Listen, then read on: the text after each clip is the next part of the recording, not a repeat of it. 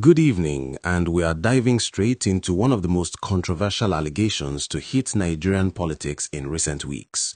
The All Progressives Congress, the ruling party in Nigeria, is currently at the center of a storm following claims that it has been using empowerment schemes as a cover to collect citizens' national identification numbers and register them as party members without their knowledge or consent. This allegation, which surfaced on social media, has sparked outrage among Nigerians who are questioning the integrity of political processes and the protection of personal data in the country. According to the claims, ordinary Nigerians, many of whom are struggling economically, are being lured into what appear to be legitimate empowerment programs. These programs promise financial aid, business grants, skill acquisition training, or other forms of support, but require participants to submit their NINs during registration. The NIN is a unique identifier meant to be protected under data privacy laws. However, the allegations suggest that this sensitive information is being exploited for political gain. Citizens who provide their NINs believing they are accessing welfare support are allegedly later discovering that they have been registered as APC members without ever expressing interest in joining the party. This situation is especially troubling given the timing.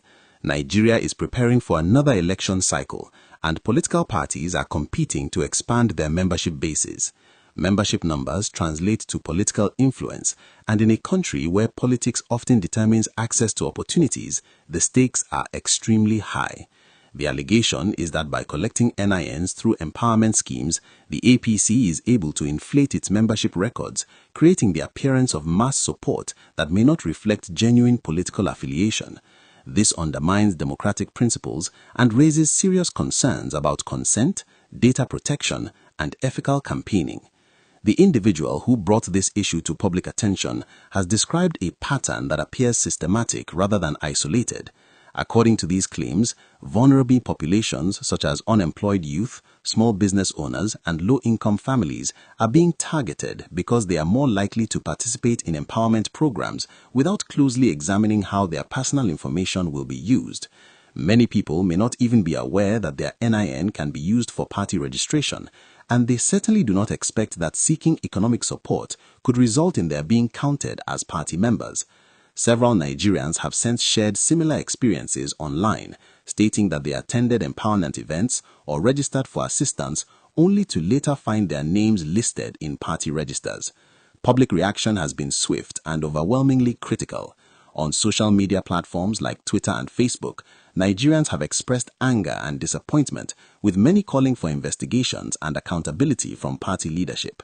Civil society organizations and data protection advocates have also weighed in, emphasizing that if these allegations are true, they represent a serious violation of citizens' rights and a dangerous precedent for political conduct in Nigeria.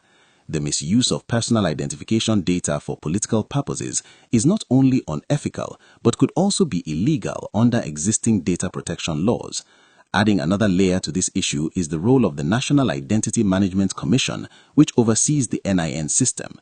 The commission has invested heavily in educating Nigerians about the importance of protecting their personal data and only sharing their NIN for legitimate purposes. Citizens have repeatedly been warned against careless disclosure and informed about specific situations where NIN is legally required. While empowerment schemes may require identification for verification, they should not require NIN without a clear, lawful reason. If political parties are indeed using such programs to collect NINs and register citizens without explicit consent, it represents a major breach of trust and manipulation of systems designed to protect the public. The political implications of these allegations are significant. If proven true, they could seriously damage the credibility of the APC and raise questions about the legitimacy of its membership figures. It could also trigger a broader national conversation about how all political parties conduct membership drives and handle personal data. Opposition parties have already begun calling for independent investigations and are using the controversy to highlight what they describe as the ruling party's disregard for democratic norms and citizen rights. The Electoral Commission may also be compelled to examine whether such practices, if confirmed, have implications for voter registration and the overall integrity of elections. For everyday Nigerians, this controversy serves as a powerful reminder to be cautious when sharing personal information.